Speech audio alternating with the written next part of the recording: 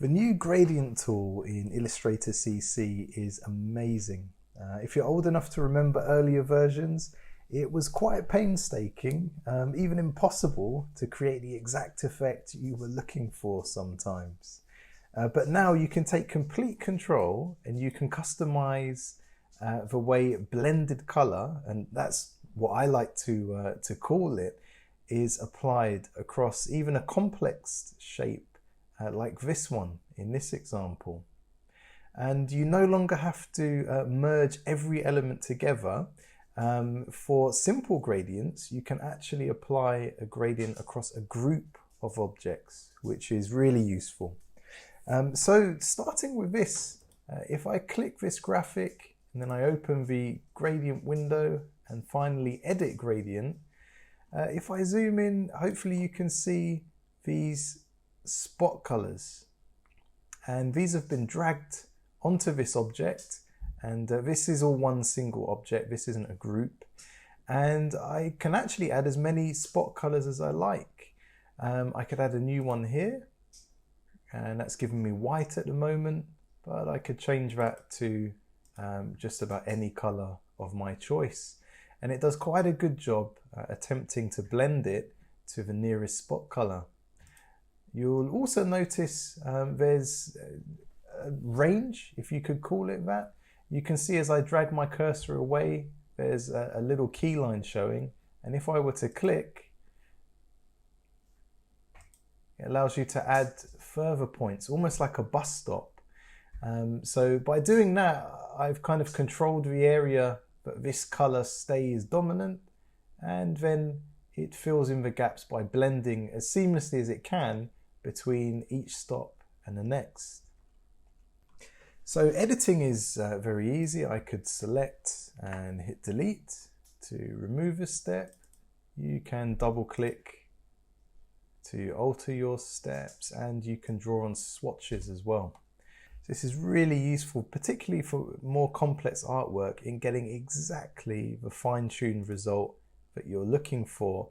And if you look at the previous two options in the gradient panel, the linear gradient and a radial gradient, even with the option to adjust the steps, the opacity, the location, and the angle, you simply couldn't achieve anything close to the kind of effects you can get now with these new freeform gradients.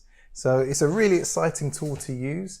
I would recommend using gradients subtly, especially for logo design, because when that logo goes to smaller sizes, even that extra stop I've added there with that vibrant blue, the bigger the change you have, the more likely it is to get a little messy at smaller sizes.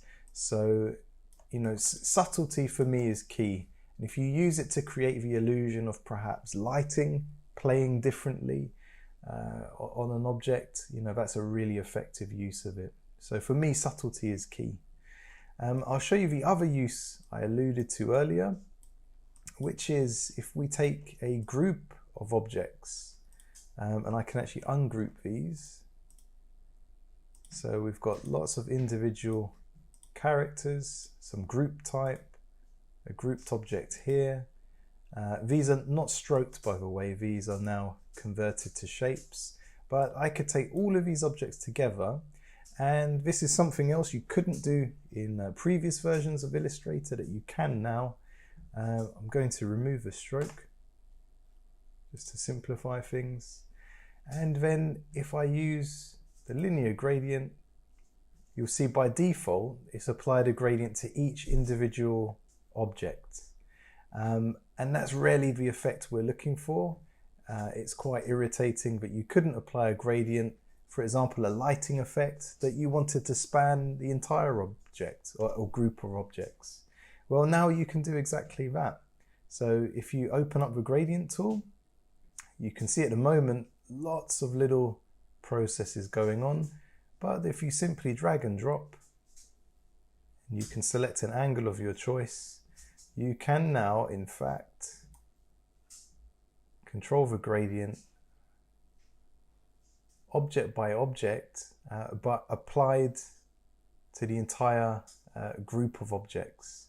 So this opens up some very exciting possibilities. It means, for example, you could achieve something like this. I'm going to create a little bit of a metallic sheen. Too much flare in the middle, which is a schoolboy error. Let's get rid of that. And we'll just duplicate that slightly lighter version there.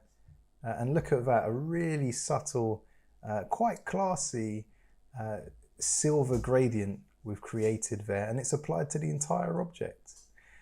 So that's something else you can now do in Illustrator CC that I'm excited about.